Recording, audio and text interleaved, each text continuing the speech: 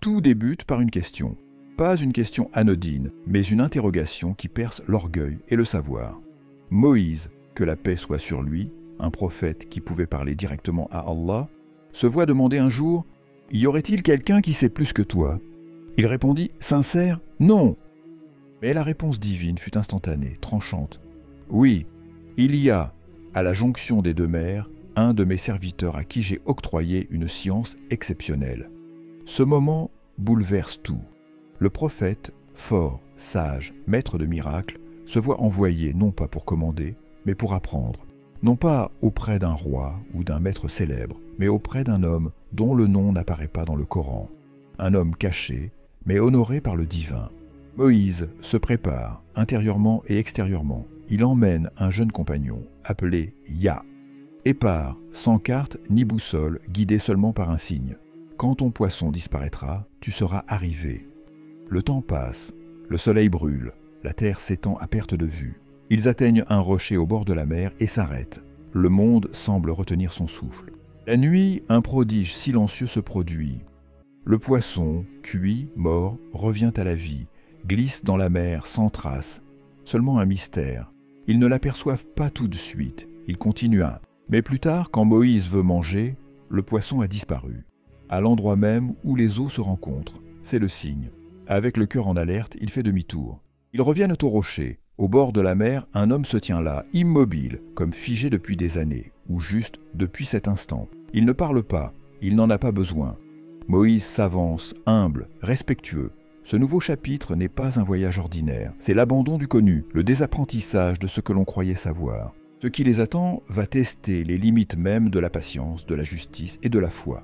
Parce que certaines leçons ne peuvent s'enseigner que dans le silence. Moïse, que la paix soit sur lui, se tient devant un homme comme nul autre. Une aura de calme, de sagesse, ni parchemin, ni arme.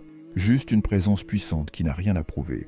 Moïse s'incline et demande « Puis, je vous suivre afin de recevoir de vos conseils, de votre savoir. » L'homme le regarde, sincère, sans orgueil.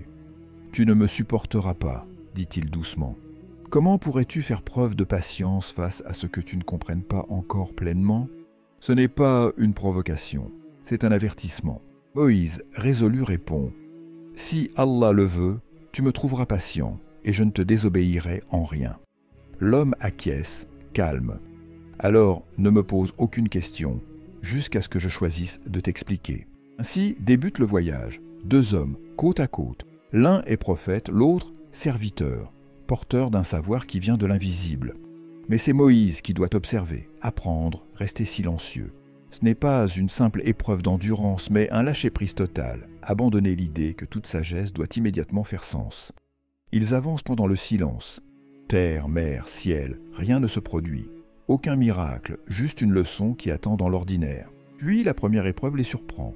Elle semble triviale, presque insignifiante, jusqu'à ce qu'elle ébranle les fondements même du bien et du mal chez Moïse. Parce que celui qu'il suit s'apprête à accomplir l'inconcevable, et que Moïse devra choisir entre silence et parole. Et s'il parle, sera-t-il prêt à entendre la vérité ? Ils approchent d'un rivage où des pêcheurs pauvres s'apprêtent à prendre la mer. Le bateau est fragile, maintenu par l'espoir. Ils les reçoivent avec bonté. Ils montent à bord. La mer est calme, le soleil danse sur les vagues. Moïse observe, silencieux. Puis, l'homme se lève, s'approche du bord et commence à détacher les planches, une par une.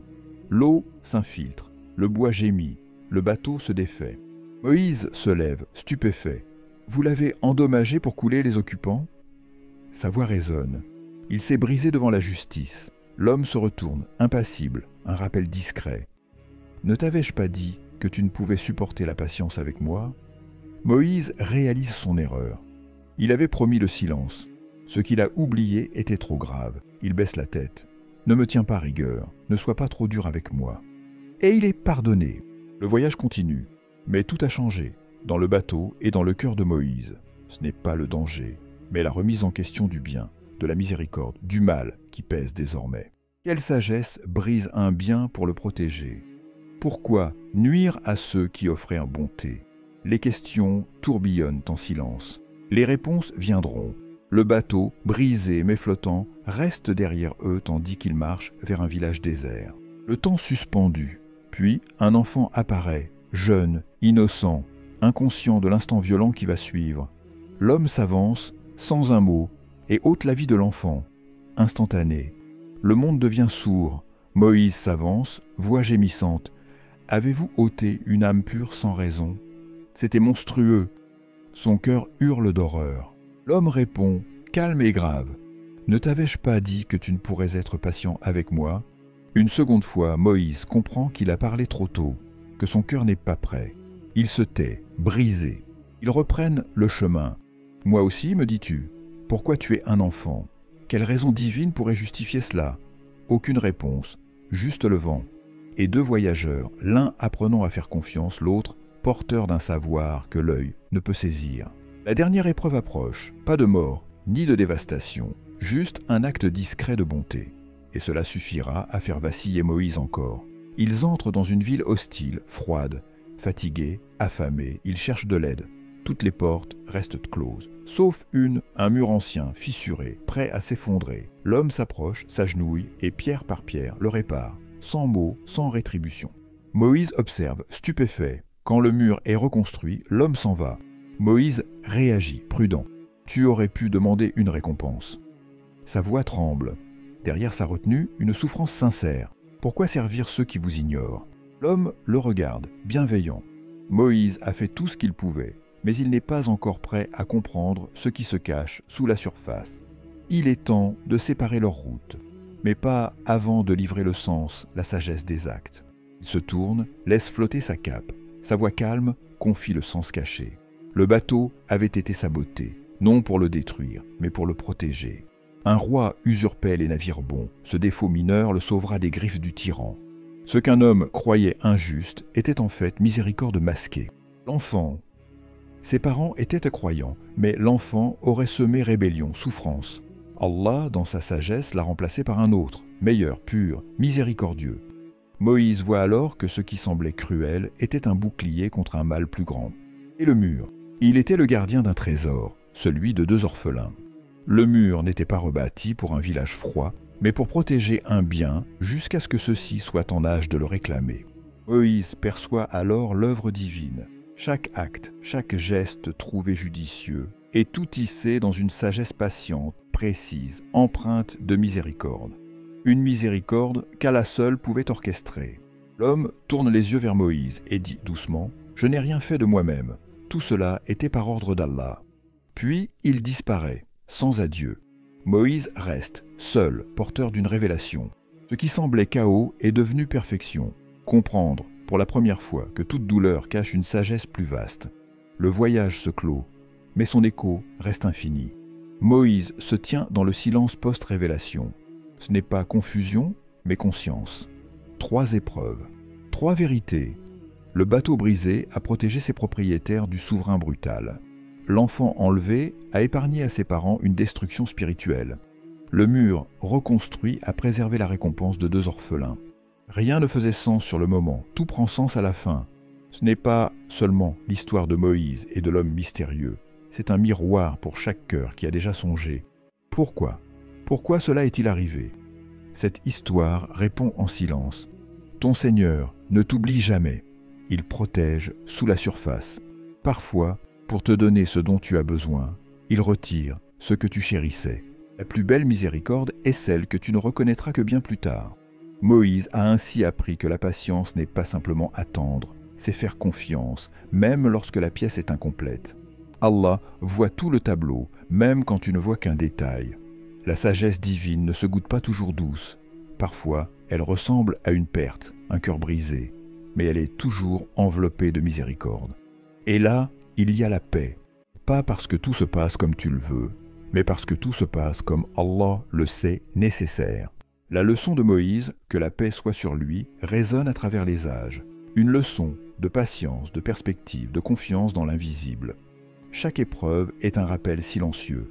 Sois patient. Ton Seigneur est toujours là, cachant la bénédiction, jusqu'à ce que tu sois prêt. Ton guide, celui que personne ne nomme dans le Coran, est connu comme Al-Khidr, le ver, symbole de vie, de croissance cachée, de choses qui fleurissent là où personne ne voit. Était-il un prophète, un serviteur vertueux, doué d'intuition divine? Les savants diffèrent. Certains disent qu'il vit encore sur terre, apparaissant là où le besoin spirituel est grand, puis disparaissant. Des voyageurs témoignent d'apparitions furtives, des rêveurs d'apparitions qui réveillent la foi. Allah sait. Ce qui est certain, c'est que son héritage ne tient pas à des miracles spectaculaires, mais à ce qu'il incarne, l'invisible, la connaissance cachée, les blessures qui guérissent. Al-Khidr n'est pas un nom que tu cherches, c'est un sentiment qui te trouve quand tu en as besoin. Quand le bateau coule, quand l'enfant disparaît, quand le mur s'effondre, il est le murmure du cœur. Ce n'est pas hasard, ce n'est pas cruauté. Tout est écrit par celui qui sait. Il y a des histoires de qu'on écoute tout haut et celles qu'on garde en soi à vie. Celles-là feront toujours écho. Nous avons tous vu des bateaux brisés, tout perdus, nous avons tous été ignorés, et comme Moïse, nous avons pu demander « Pourquoi ?» Cette histoire nous murmure « Tu n'es pas oublié, tu es préparé, tu n'es pas puni, tu es formé. » Parfois, Allah ôte pour te protéger d'un danger que tu ne vois pas.